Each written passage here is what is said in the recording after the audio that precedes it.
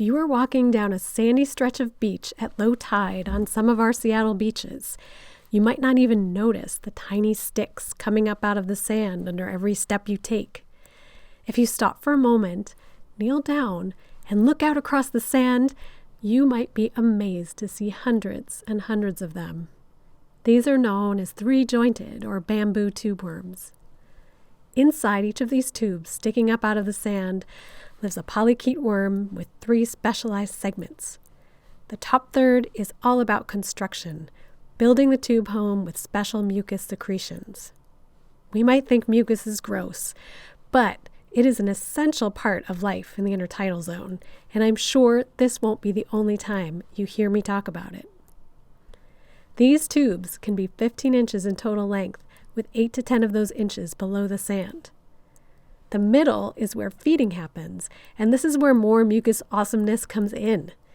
These worms make mucus to trap particles from the seawater, then roll them up into a neat mucus food ball that is transported by tiny hairs to the mouth. It's a party on the bottom where reproduction happens. 3-jointed tube worms are broadcast spawners, throwing their eggs and sperm into the sea and hoping for the best.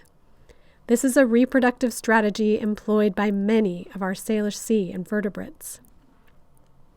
If you are lucky, sometimes at low tide, you can see them spawning. Check out these bright orange eggs coming up out of the top of the tube. These worms have 2 elegant-looking palps that they extend out of their tubes to help them remove waste and keep debris from blocking their tube up. I was recently witness to hundreds of these worms all waving their palps around at once. Not only was it mesmerizingly beautiful, but it made me wonder if they coordinate their cleaning schedules to be good neighbors.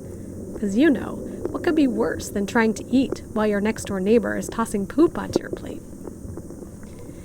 There's always something more to learn in the intertidal zone. Thanks for joining me. Stay well, everyone, and I'll see you soon.